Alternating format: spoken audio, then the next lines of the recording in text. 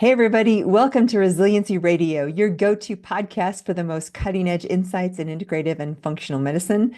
I'm your host, Dr. Jill, and with each episode, we dive into the heart of healing and personal transformation. Join me as I interview medical experts, thought leaders, and renowned inspirational characters of all types. Today is no different. You are in for such a treat with Gemma Stone, and I will introduce her in just a second. We're talking about how the way you think maybe keeping you back, maybe holding you back. We're going to talk about thought patterns and transformational psychology and everything in between for inspiration and resilience. So stay tuned. Before I do, I always want to mention if you haven't yet got my book, Unexpected, right here, you can find that on my website, jillcarnahan.com. If you order on my website, which is the retail store, drjillhealth.com, you will get a signed copy, personal from me, again, drjillhealth.com, for a signed copy of my book by me. You can even put a dedication or note in there if you want someone special. And I will personally get that order. I'll sign it for you and we'll ship it off in the mail. Also at drjillhealth.com, you can find all of my Dr. Jill beauty line. I know I've mentioned this before. And one in particular I wanted to share today because it's hot off the press and so popular. This is the rejuvenating body cream with retinol. So if you have spots on your skin, you have age spots, you have cellulite, you have all of these things on the rest of your body, your neck, your arms, your legs. This is transformational. I use it every day after the shower, and I brought along just to show you my dry brush. This is a copper center dry brush that I use, and I'll do this retinol cream after drying myself off after the shower, and then I will do the dry brushing before the shower. And I find this keeps the skin glowing, healthy. You get rid of all that dead skin debris. There's no stretch marks or cellulite. It's just really, really powerful. So be sure and get this at drjillhealth.com.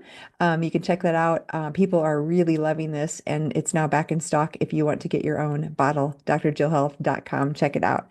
Okay, let me introduce our guest without further ado. Gemma Stone is a psychology pro, perpetual wonder, and recovering overachiever. For more than 20 years, she's been obsessed with the messy, magical intersection of science and soul. She's not into surface level fixes. Band-aids bore her. Instead, she's here for the deep, lasting transformation that happens when we align with our inner world and we align the inner and the outer world, and we're brave enough to create. Her work has taken her from clinical psychology office to international retreats, from standing on a TEDx stage to sitting cross-legged in living rooms with entrepreneurs in tears over the lives they built but don't actually love. You are going to love this interview with Gemma Stone, so let's take it away. Gemma, it is so awesome to have you here and to have you on the podcast. We had a little intro call and it was so full of great energy.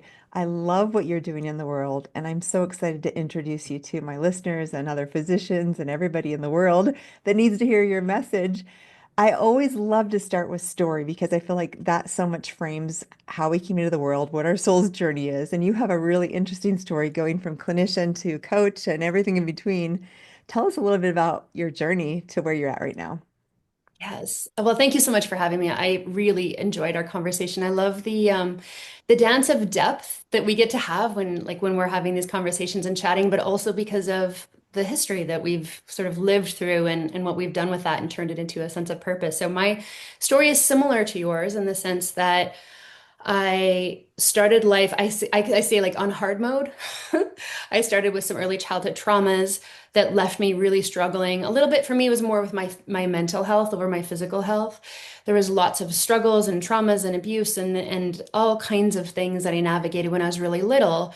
And as a result of that, I ended up developing these defense mechanisms. And some of them were mental health challenges like depression, anxiety, panic attacks, eating disorders, addictions, all the things to try to cope with the hard stuff. But also really a deep curiosity for the human experience. And I call it life getting lifey. Like there are things that we live through, and depending on how we navigate those things, we can either be mired in suffering and struggle, or we can grow through them and rise up through them and become stronger than we were before. So, of course, that put me on the path of psychology, trying to figure out my own stuff, trying to figure out my own family dynamics, trying to bring healing as much as possible to the system that I came from. And then soon started to realize, like, oh, wow, there's a lot of purpose in this for me. And as I was growing and healing through my own struggles, much like you, I started to have this real deep empathy for what it's like when we're stuck in those dark places. And I wanted to bring more of that to the world. So I ended up jumping through all the hoops, doing all the things to be a clinical psychologist. And then very long, meandering story short. It's about a 15-year journey. I realized I'd sort of reached the edge of what I was able to bring when I was working in the field of psychology, and I actually wanted to bring it further and do deeper work and do work that was outside of the bounds of my license. So I decided to release that and do some more coaching work. We do transformational travel retreats and really trying to spread this message of how do we bring healing to our inner world so that we can create the outer world that we want to experience. How do we process and release the fears that are maybe keeping us stuck and causing us to struggle and move into this place of love for ourselves, for other people, for life itself? I love that. And I love behind you to love this life. I have a feeling there's a story there. And I want to go deep into love versus fear. But do you want to tell us why the to love this life? Is there a story there behind you? Yes. Love this life. For me, it feels like it's everything. It's like the mission, the mantra, the journey. Sometimes I think I arrive at the destination, and then have this moment of realizing that I didn't quite get there, and I'm going to keep working at it. But really, it was about a book that I read. It was a memoir, and it was called "To Love This Life." I can't even find it anymore. It was this old dusty book that was like hidden in the corner somewhere. And as I was reading it, I was remembering the story of a woman. I'm blanking on her name right now, but you're probably going to know it. And she was deaf and she was blind, and she ended up overcoming all these extraordinary obstacles to be able to create a life where she was spreading her message, and she was really like encouraging people to go after their craft, and she was having this incredible contribution to the world, even though the first 25 years of her life were just literally in silence and darkness and frustration and agitation. And I was thinking to myself, like, wow, if she can do that, if she can overcome those struggles and those challenges, then maybe I can too. So it became a mantra for me to love this life. And for me, it's really about, I call it like love cubed. Like, how can I bring love to myself? And I really went through this whole experience of not liking myself very much, all the way into just the sweet spot of like true self-love. And then also loving others, because sometimes when we've gone through traumas, these fears and these anxieties and these projections, we shoot out into our relationships with other people, and we kind of replay these really painful patterns. So part of To Love This Life is also, how do we bring more love into our relationships, into our communities? And then finally is this idea of like, when we do all that, we are adding more love to life. So it's this beautiful reciprocity of being love, giving love, receiving love, and it just keeps swirling around and around. Oh, that is, I love that. I was that Helen Keller. Is that, Yes, thank yeah, you. yeah. I knew I it can't because, believe oh I my forgot her. gosh. No, totally. You know Thank what's you. so neat? I love that you say that because I remember when I was a very young child, my dad would read to us in the living room after church on Sundays, and he would read these stories of these martyrs and these great people like Helen Keller and the Diary of Anne Frank. And I remember being so inspired from very young, being like, oh my goodness, people go through really hard things. And they're like, I remember being just mesmerized. And in my first, I love to read. In fact, before I was a physician, I thought I was going to be a librarian because I love books so much. And I just remember the stories of people always from 5 years old and on were like magnetic to me because I was like, wow, if someone could tell a story about how they, averted death or were blind or all these things, then that inspires the normal person to be like, oh, I can do it too. And I hear you saying that. And I have a sense that as you walk in the world and do these retreats and do this work and this coaching, you're doing that not only with your own life, like saying, I've gone through this, you can too, but you're creating these transformative stories for people. It sounds like at the core. And even though I'm a physician, I feel like at the core, I do the same thing. So often I'm listening to their story. And here's where we're going to get into this next thing. People are telling themselves things that maybe aren't true, right?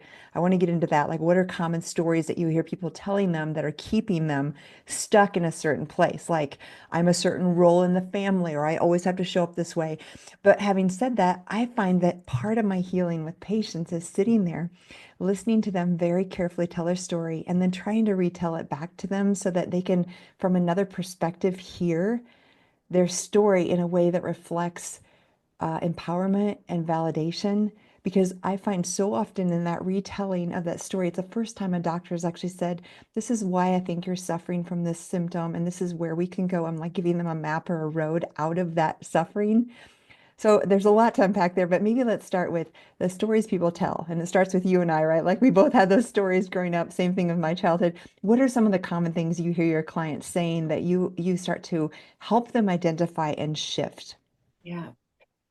Well, thank you first of all for reminding me of Helen Keller's name. And this the piece I wanted to like highlight that you just shared there that I think is really beautiful and wise and potent is this idea of the stories that we tell and how for you and I, like for me, it was really Helen Keller, and then for you, it was Anne Frank and Helen Keller. Like at some point in our life, we were introduced to stories of resilience. We were introduced to stories of how life can be difficult and it can be painful and it can be hard. And we can tell that story. We can write a book and then that book's going to inspire others. And so I just love this idea because there's this beautiful sense that both Helen and Anne wrote their stories and shared them. And I see you doing that too.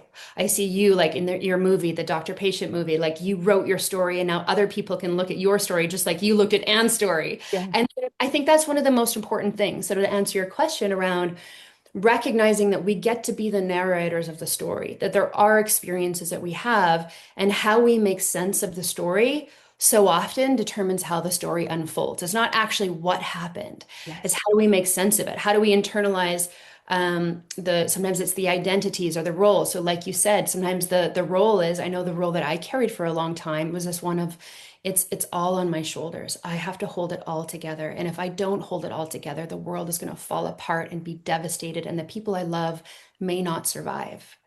And so that for me, that story really served me when I was little because it helped us to like, get through all the hard things. But as I grew up, I was the overfunctioner and the people pleaser and the person who looked like they had it all together on the outside and was secretly falling apart in the inside.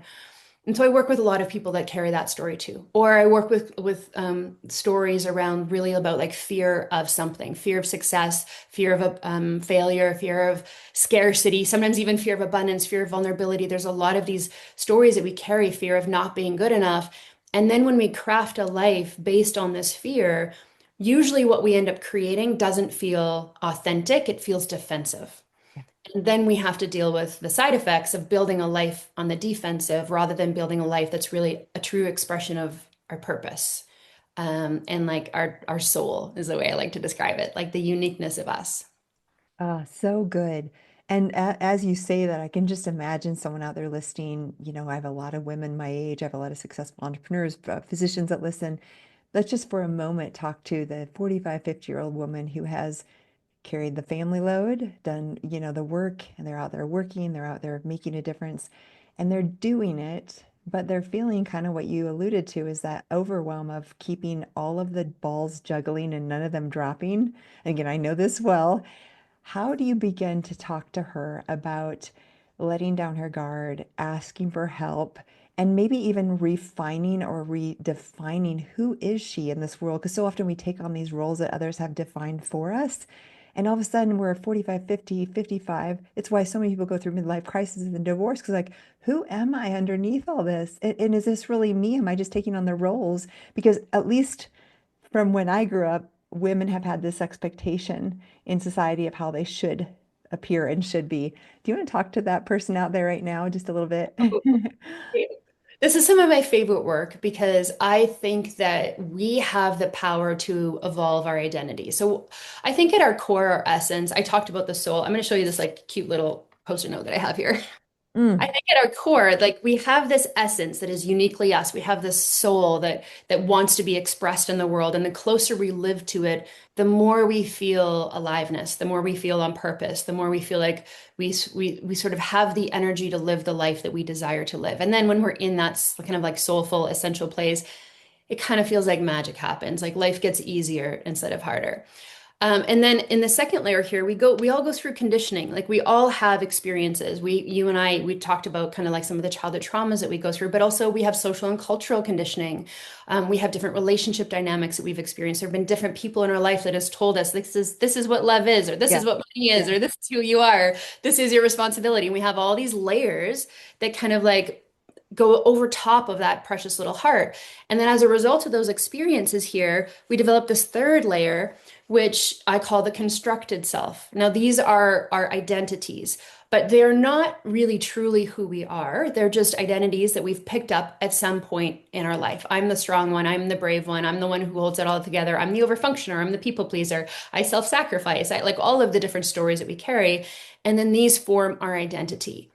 And I like to invite people to look at all of those pieces of who you say you are and who you think you are were all crafted. They were all constructed at some point.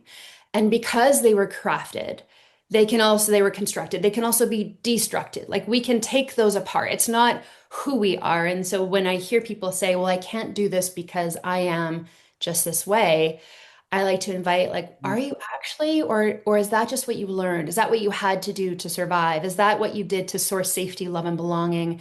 And maybe there's another way where we can get you closer to that heart so that you feel rooted in yourself and the life that like is the one that is just going to light you up and create the sense of purpose, like the one that you've created for yourself and the one you help your clients create too. Guys, just a quick reminder, and we'll be right back to the show. If you have not yet taken a look at the documentary, you can find it free now online streaming with commercials on YouTube and Tubi.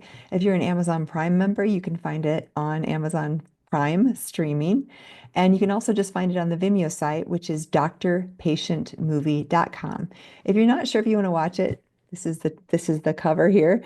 But if you're not sure that you want to watch the whole movie, just go to drpatientmovie.com and watch the trailer. Let me know what you think. And like I said, you can get the entire film for free with commercials at drpatientmovie.com. I hope you'll check it out.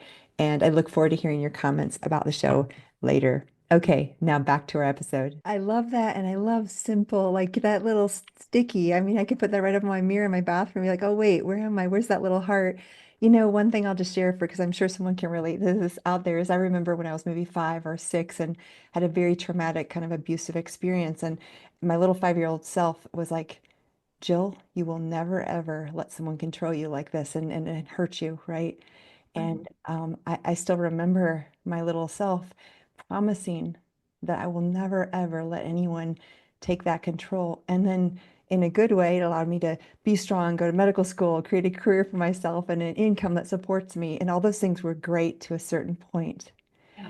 And then when I realized after my divorce 8 years ago, I was like, I need to look at myself and how do I show up in the world? And how do I really, like you said in the beginning, I want to be love first. So how do I become love to the world? But I also want to invite love in, whether it's friends and family or someday a partner, right? And I had to do the work around that because what I realized is that projection of one of those circles around my little heart was that I've got it all together. I can take care of myself. I don't need your finances. And this was to men especially. So I'd be like, but that energy would not allow a very masculine kind of man that I wanted to attract to come in because I was like, I've got it all handled, right? And I'm sure, again, I'm saying this just because I'm sure there's a lot of women out there who can relate to this. And I had to deconstruct that and I had to embrace my feminine self. I had to start to learn to ask for help. I had to start to really change that or change that identity. So what I love that I'm hearing you say is that identity so much matters and we think it's fixed and it's not. And really, with any habit, which these are just habits, right? Like how we show up in the world, how would you have someone start to you mentioned like identifying what the blocks are, but if you're talking to someone, you're talking to me maybe 8 years ago, what would you tell me as far as how do I change that way I show up in the world that is actually blocking the thing I want most, which is love? Oh, such a beautiful question. And I feel like so many people can relate to the story that you shared. I was like, oh, me too. My little 5-year-old self made that same story. Yeah, yeah, Uh, yeah, so the work that I do, I really like to go in the depths. There are places where, I mean, all of you, like you and all of your listeners are smart, sophisticated people, and if like taking 3 deep breaths and meditating for 10 minutes would work, we would all be like healed and glowing by now. yeah, But yeah. the complexity of the human psychology is that we have three levels to the mind. So we have the conscious, subconscious, and unconscious. Now, the unconscious is things that are sort of like really in the dark. We don't know they're there, but they influence us in certain ways. So these are things like very early childhood experiences. These are like experiences in utero. Sometimes these are multi-generational patterns that get passed down, and we unconsciously are like, just like you, grandma, me too. Just like there wasn't Yeah. enough for you, grandpa, me too. And then we carry that pattern forward. So, looking at the unconscious is really interesting, especially if we're feeling stuck and like nothing is working. The second layer of the mind that I like to work with is the subconscious part of the mind. And so, this is about 80 to 90% of the mind. And this is the part that really runs the show. This is like the thoughts, feelings, beliefs, behaviors, all about a particular thing. So, let's talk about love, for example. When we are between the ages of 0 to 5, we are always in our subconscious mind. This is why children learn so quickly. They're just absorbing and retraining and recalling and making assumptions and creating stories and having understandings, and they form all of these cognitive maps. So we'll have a map in the mind, in the subconscious part of the mind, of this is what love is. This is how I secure love. This is how I stay safe. Men have to stay out, and like I'm not going to receive anything because it's not safe. And then what ends up happening is that after the age of 5, we develop a part of the mind called the critical area, and it sort of locks in those maps and keeps them stuck there unless we consciously change them, like you did. And then we have the third level of the mind, the conscious level of the mind, so about 5 to 10%. And the analogy I like for this is the conscious mind is like the rider, and then the subconscious mind is like the elephant. So if the rider is like, I want to have a healthy relationship with a masculine man who feels comfortable protecting and providing, but the subconscious is like, no, no, danger, alert. The elephant is going to go one way, and the rider is going to be like yanking on the reins, trying to get them to go the other way. And it creates this battle. So for people that are like, why can't I change this? I read all the listicles that told me what to do, and it's still not changing. It can be because the conscious mind wants to go one way, but the subconscious and the unconscious want to go another way. So the invitation I would have for people is if you've done all the conscious work and you've made the plan and you understand logically why this might be a healthy relationship for you, and I would go deeper. I would say let's look at the subconscious. Let's go back to that little girl who made that decision, and let's give her some extra resource so that she feels like she can make a different conclusion. And let's create those new cognitive maps in the mind so that you know that safety, love, and belonging can come from this type of relationship. And then beyond that, as we change the subconscious and the unconscious, I call it becoming a mental match. Like we become a mental match for the life that we love when the conscious, subconscious, and unconscious are all aligned and working in the same direction.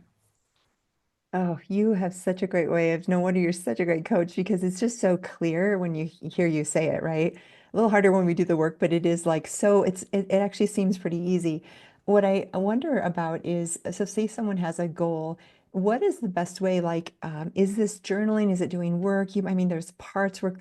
What are some of the forms of the actual work? I know you have experience in all the somatic therapies, the cognitive behavioral, the what, give us just like a little outline on maybe a buffet of what people could pick and choose, either things on their own or maybe work with someone like you of how they could do the work. Oh, so many good questions. Okay, so conscious level of the mind is very thinking, rational, logical. So that's the level of the mind that works really well if you have goals, you're making lists, you're doing vision boards, you're doing some journaling, you're trying to kind of like get more clear consciously. So things like cognitive behavioral therapy is very good for the conscious level of the mind. Even narrative therapy can be really helpful if you're wanting to do that work. Going a little bit deeper, I would say different techniques like inner child healing is really helpful. Transformational or shamanic breath work can be really helpful. Different somatic processing experiences. So I'm personally trained in integrative body psychotherapy. The body often holds the memories that the mind doesn't hold. Yes. So we can work with a body when we do things like integrative body psychotherapy, somatic experiencing, EMDR, ART. Those are helpful for processing traumas at that level. I do a particular process that's called reparenting. So using a lot of hypnosis, hypnotherapy, neurolinguistic programming, all really good at the subconscious level. And then the unconscious. This is a little bit more mysterious and shadowy. So doing like dream analysis can be really helpful at the unconscious level.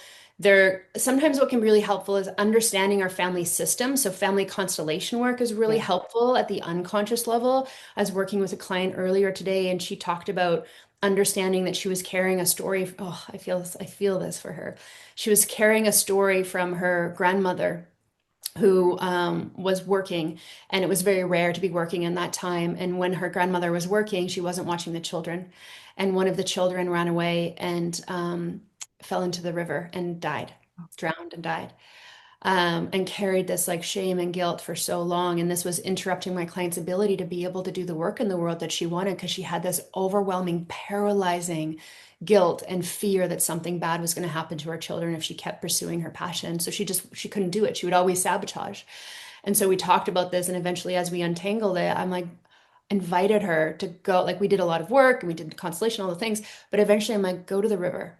Like, go to the actual river. And so she went to the river where her grandmother was, and she just sat by the river and she felt, and she just was overcome with this emotion that didn't make any sense because it didn't happen to her, Right. but she was carrying the energy of it. And so she went to the river and she grieved and she released and she healed, and then she moved on and is feeling really free to pursue her work in the world. So the unconscious is a bit more mysterious, but there is lots of different things that we can do to create alignment there as well.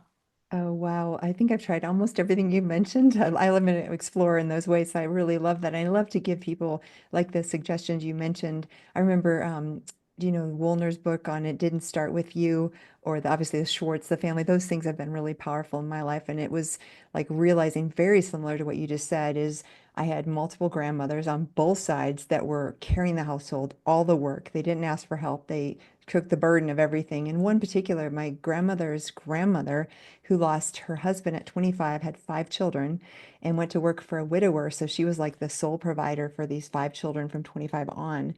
And there was all kinds of pieces of that work ethic and not letting anyone else in and feeling the weight of it all. But then also, I don't know for sure, but I suspect in that situation in the, early 1900s that it probably wasn't very fair and there was maybe some abusive behaviors for that situation. I don't know for sure, but there was this intuition on me that was, and I won't go into all my stories, but I've really thought about that and that grandmother and how now we know, we used to think about this as could this be real genetic? And medically, we know now that with epigenetics, this is actually science-based, that we transpose the same kinds of emotions, the same adrenal health, like these things can actually transgenerational be tracked, which is crazy because even maybe 20 years ago, we thought, okay, this probably happens. Well, now we have the science to back up what we know about the consciousness. And it's fascinating to me because I think a lot of people carry those stories and don't even know it.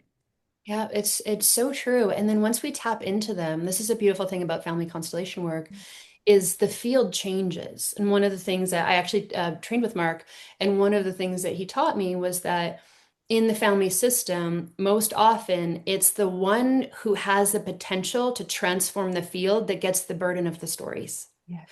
that carries the patterns. And so the work that we do as we heal ourselves, we also ripple healing backwards in time and forwards in time so the next generation doesn't have to carry it as well. So when we're talking about this, like, claiming the story, I think there's something really beautiful. I feel this for myself. Like, I love that I got to be the one who broke the patterns.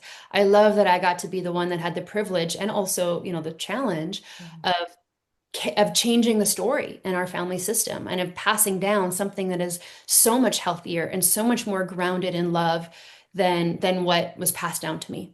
And I think that's kind of as we become the change makers of the world, as we decide to become the leaders of our lives or our families or our relationships, like, that's a beautiful privilege to be the one who got to tell that story differently. Yeah, gosh, again, that's amazing that you worked with him because all I've done is read his book, but it was such a profound impact on me. I'm very grateful for that work. And same thing, I've like, oh, this is why I'm the one who feels the burden of some mix, I think, in my family system. That's a piece of the puzzle as well. But then, like you said, you can shift it and be like, oh, who am I to be so lucky? And so, like, the divine thought I was so brave. I'm not, right? But I'm like, who am I to be able to carry this burden? Which kind of goes into something else I want to talk about right now. I think more than ever, it's just like I said, before we got on, we said the pace and the acceleration of knowledge of work of everything we're doing is just like escalating. And I think we're starting to realize the stress of that on our bodies, and we're not meant to go in that sense of urgency. But in that framework, there is a lot of suffering and a lot of chaos, and it's exponentially increasing. I've been saying the quotient of chaos is exponentially increasing. How do you talk to someone about suffering? Because this is inevitable. We don't like it. We do everything in the world to avoid it. And yet, I find in the catalyst of suffering is the most beautiful things. Like, I hate it. I don't ever want it. But when I look back, I'm like, those are the times, number one, I was closest to God divine for me, what that looks like, for sure. And number two, those are the times where I can look back in my life and it absolutely changed my DNA. So talk to the listeners about suffering because I know a lot of people out there are in the midst of it. And how can we transform suffering? I like my eyes are watering right now, Dr. Jill, because I was thinking about you and your story, and I had to go through my memory box and dig out this little blue box because I'm like, oh, you and your journey make me think about this little blue box. And this was something that my mother gave me when my grandmother died. Oh, She hands me this box and gives me this most beautiful strand of pearls. Like super, super special pearls. They're really interesting pearls. I'll tell you about them in a minute. But the thing that I think is to answer your question that is really potent and to think about pearls and how precious they are, but also where they come from. Like pearls come from an oyster that either had like a parasite or a little piece of shell stuck in it and it was causing pain and irritation and hurt and the oyster was like wiggling around and trying to get it out and it couldn't. It was like it was stuck with this pain. And so the only thing that it knew how to do like is releases this liquid called I think it's called nectar and it coats it and it coats it and it coats it and it coats it. And over time, that thing that was like so painful for the oyster becomes this precious pearl that gets left over. And the pearl is, or the oyster is long gone. And now we have these beautiful pearls that we get to enjoy because the oyster was able to just sort of like embrace the grit and embrace the pain. And then it became the pearl. And these pearls in particular are really special because they're, when I first look at them, like these really interesting pearls. They're kind of like heavier than normal. They're sort of interesting. Like they're not all round. yeah. They're actually a bit lumpy and unique. And when I looked into what they are, discovered that they're Baroque pearls. And way back then, we thought Baroque pearls weren't that great because weren't all like symmetrical and beautiful and round and all looking the same. But now, Baroque pearls are more precious. They're more valuable because they're uniquely shaped, and each one is really individual and rare. And I think for me, it's about really embracing the purpose that can come from pain. And there's a season of my life that I was like, why is this happening to me? Yes. And then there's a season of this life where I was like, this is happening for me instead of to me. And that's the common thing that we get in the personal development world. First, it's like move from the victim into a place of empowerment. Instead of this happening to me, this is happening for me. But there was a period of time where I didn't like that either because I saw, like I worked with a lot of people that were going through a lot of pain. And to tell somebody that their child is dying and it's happening for them, I was like, no, I Yeah. don't like. So then I was like, this is happening. Now what? Yeah. And I think that reframe of this is happening, the grit is in me and it's causing me pain. Now what? That's where our power lives. That's where we get to make a decision of, am I going to create a pearl from this that is going to last so much longer than me? Am I going to pass down love? Am I going to share a mission? Am I going to like offer the healing that you found for yourself? Am I going to offer that and pass it down to my clients? Like we get to make a decision of now what? And I think that's the place where we are not bypassing the pain and pretending it's all okay, but we're also not feeling victimized by the pain. We're really looking at, I have personal power in this, and I'm going to choose to make a pearl from this pain. And it is going to be so precious and unique. And it's going to be just lumpy and bumpy in the perfect way because it's my unique expression of what I want to offer humanity. Oh gosh, I love that. It's so funny. I have two sets of pearls that I could go grab out of my, wardrobe, but one of them is Baroque. I didn't even know the name of that, and they're very different. And I kind of like it much better than the perfectly beautiful Right? one. And I didn't know that, but I did know that I was like, well, these must just be the leftover pearls. Well, no, maybe the That's so great. I did not even know that I'm not obviously not that smart in the ways of pearls, but I love it so much. Um, so let's see. Oh, we have covered so much already. A couple of things that I'm thinking as you're just speaking is one thing that I've always felt like is a difficult thing for many people is uncertainty, right? Like I think we create these layers around your heart, your little note there that try to create certainty, try to create control because somehow I think we think if we have control or certainty, I always think of like just simple insurance, right? Our car insurance, our life insurance, all those things are just meant to provide more certainty in disaster. And so we rely on them. And then when there's a fire and we don't have coverage, we're like, oh my gosh, this is horrible. But the truth is we never really had certainty or control to begin with. As a psychologist, as an expert coach and leader, how do you talk to people about dealing with that uncertainty? Because I find how we have a relationship with uncertainty tells a lot about how we go forward in the world. It's so true. I was talking to a client this week actually, and she had the belief that the world is certain and it's going to unfold in a very predictable way, as most of us do. And then the next morning, she woke up and found out that she had a brain tumor. And the next 3 months of her life didn't look the way that she expected it would. Yeah. So I think part of it is this invitation into recognizing that it's the uncertainty of life that makes it so precious. Yeah.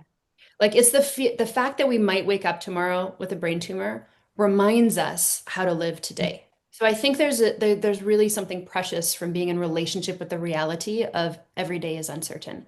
But it's not always a brain tumor that like happens. Like I had a client this week that I worked with like 10 years ago, and she just came out of nowhere. I was not expecting her.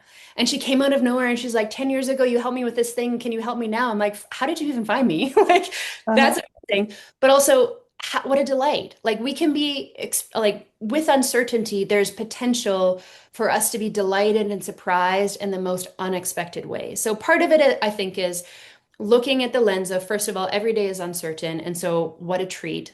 Let's live, let's live as truly and fully as we can. Let's spread as much love as we can today, because that's the reality.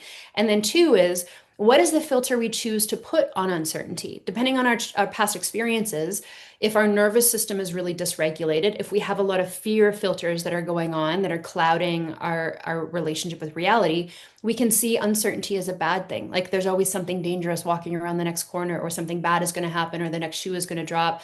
So the first is to really unpack the filters and the traumas that might be causing you to perceive uncertainty as a bad thing. And then also to build resilience, because you know this, like you went through uncertainty, you built your resilience. And my guess is now when you are in relationship with a reality that uncertainty is just part of life, you're like, I can handle it. Like Yeah. I handled this and I handled this and I handled this and I turned that into magic, and look at my pearls over here. Like no matter what life throws your way, you are going to be able to create something precious from it because you have built your resilience and because you have gathered all these life lessons and this wisdom, and you've offered it to others and you see the impact that you're having. So that would be the second invitation I would have for people, is to really intentionally grow your resilience and or intentionally look back and realize like you have survived every hard thing, every uncertain moment that you have ever been through, and you are still here. Yeah. So we can go back and we can mine those experiences for wisdom, bring them forward, and recognize we have the personal power to be able to apply that resilience to anything that happens, whether it's an unpleasant thing like a brain tumor, or whether it's a wonderful thing like somebody coming back from the past and telling you the amazing impact you had on their life. Wow. Oh gosh, this is so powerful. And I think the information you're sharing is really relevant to now. Like I said, I think the chaos, the urgency, all the things that are making our lives more uncertain, there's more suffering. There's more, I just deal with environmental toxicity, and there's more of that too, right? Those kinds of things. You mentioned resilience, and I thought you did a really good job of telling the story around it. But how would you actually define, like, what is resilience? Like, what does that really mean as we go forward and try to embrace that word?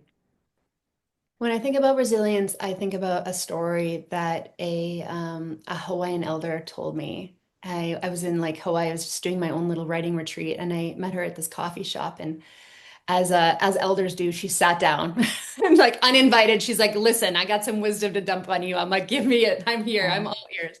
And she sat down and she told me about this like experience that they had a few years before, where a volcano erupted and it came out and it wiped out, like the lava just filled and wiped out this really sacred area. And they had some beautiful watering holes that were very precious to the Hawaiian people.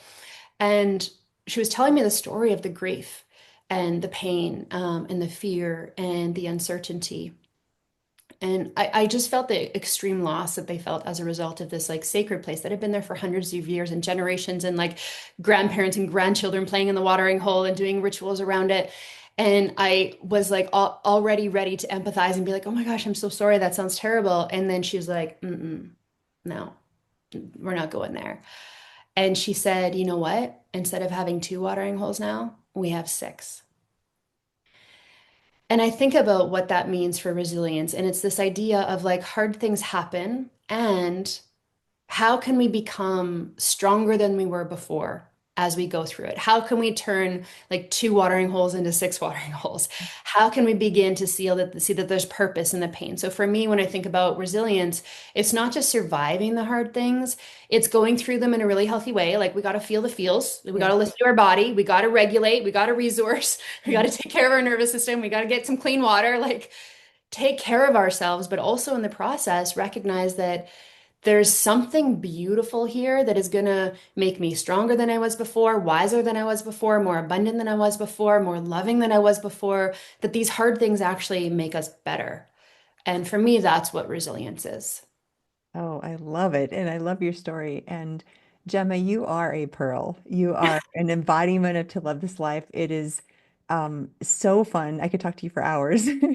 One thing I want to leave people with is just really practical. What would you say are the top three things that might be daily practices or daily things that you just don't let go or you put into place to help you keep more resilient and deal with the uncertainty of life? What are your habits that are most precious to you? So once upon a time, I was a very successful, people-pleasing, overfunctioner, a high performer. And yeah. And I had my like 10 things that I do every day, and I was part Yeah. of the 5 a.m. club, and I was like doing like cold plunges and Yeah. all of the things. So Yeah. if you had asked me a number of years ago, I would have given you my list of here are the 10 things I do every day. And since I have released some of those stories and regulate my nervous system, what I do now is what I call my TLTL daily three. So TLTL is to live this life, but my TLTL daily three. And there's actually a lot of flexibility in it. So I have a daily three, which is one thing to take care of my body every day, one thing to take care of my mind every day, and one thing to take care of my soul every day. Oof. So the body things can be whatever I'm inspired to because I used to be like CrossFit 7 days a week, but turns out CrossFit wasn't so great for my nervous system. So sometimes it might be Pilates, or sometimes it might be a Peloton, or sometimes I'm going to go and like lift the heaviest weights I can, or some days I'm going to go like walk in nature and listen to the birds sing. Something to take care of my body, something to take care of my mind. For me, that might mean like meditation or prayer. That might mean sometimes like a nature walk is both a body, but also like I find just being in nature is so regulating for my mind and calming and peaceful. Sometimes it's journaling for my mind and it's really looking at what's the story I want to tell around this. Sometimes it's a process that I do for others called identity evolution. And when I hit this place where I'm like, no, I need to expand my mind about what's possible and what identity I need to be able to create that, I'll do that. And then one thing for my soul. And usually that means some type of like creative expression, some type of generosity, some type of impact in the world. Or sometimes it means just like, I'm going to read stories with my kids today and like let them, like, I'm going to cuddle them for as long as they'll let me. And Yeah. just like the soulful essence expression is the third one. I think that the closer we live to this little heart, the more we know what nurtures that, the more we connect to it, then the more that radiance just influences the rest of our life. What a great way to end. And what I really love is so often, again, I so resonate that old self who was out there at 5:30 a.m. in the CrossFit gym and really kind of punishing myself in a way it wasn't kind. And what I hear in what you're doing now, and I've really tried to continue to go in that direction as well, is a much more kindness to our souls to allow ourselves to be in real time. What do I need? I put for the longest time on my mirror, and this helped me to heal. It was, what does she need from me today? And I would open my mirror, get ready for the day. And I'd just be like, I just picture my little 5-year-old self that was so wounded and so traumatized and be like, sweetheart, what do you need today? And I'll end with this last little story. I remember probably for 20 years, I didn't take a sick day at work. I mean, I just showed up, right? No matter what. No one knew if I wasn't feeling well. I remember even after my cancer, I would work with these high fevers before I knew I had this autoimmune disease and just like no one knew. And one day I woke up and I wasn't feeling great, but not enough to think about calling in sick. But I looked at that mirror and I said, what does she need from me today? And I knew immediately, you need to call in and take today off, Jill. And this is like literally just a few years ago in my office. And I called my office manager, kind of terrified, and said, I think I need to take the day off. And I did. And you know what happened by putting into place something that was healing that little 5-year-old who never had a day off and never allowed herself to take a break? It was such a, and of course my office manager's like, no problem. Like it was no big deal. And what I realized is like kind of you said before, we think the world is like hinging on our appearance and it's so not true. And for me, that simple little thing of the question, what does she need from me today? And I hear that in your soul, mind, and heart. And I just want to encourage if you're listening out there, maybe it's just that simple question, what do you need today? What does your little girl, your little heart inside the circles need today? And then go out and do that. And that'll actually reinforce your own healing journey. Gemma, you are precious and beautiful, and I have loved this interview so much. Thank you for the work that you're doing in the world. I hope you continue to grow in your influence and ability to inspire. If people want to know more about you or work with you or see your programs, where can they find out about that? Yes. Well, I mean, thank you so much for the invitation. This was a beautiful, deep, like soul. Talk about taking care of the soul. I feel that today. Yeah, My soul is like, woo, me too. having a little party over here. So my all of my work is right now over at gemmastone.com. I write a Sunday love letter where I'm just like sharing my heart. I'm like, here's what's up for me. So that's a really good way. I don't share what I share in the Sunday love letter like on socials or anything. It's just like a little private love note between you and I. So that's probably a lovely way to stay in touch and connected. But you can find me over at gemmastone.com. Awesome. And if you're driving or listening, wherever you're at, don't worry. This will all be in the show notes. Gemma, thank you from my heart to yours. This has been so much fun. Such a joy. Thank you, Dr. Jill. Hey, everybody. Wasn't that an amazing interview with Gemma Stone? She is a true pearl and light in the world. I know I enjoyed that so much getting to know her. And I hope there's a few takeaways that you took from that interview to help you on your path of transformation and resilience. Hey, if you haven't yet liked or subscribed wherever you're listening to this or left a review, please do. We are now reaching nearly 700,000 subscribers on YouTube. And so please join the many, many people who've already subscribed if you haven't already. It helps us reach more people and get great guests like Gemma Stone. Um, Also, if you want to leave a review on Spotify, iTunes, or wherever you listen to the podcast in audio form, we would sure appreciate that as well. Always, it's a pleasure to be here with you every week, and join us again next week for a new episode.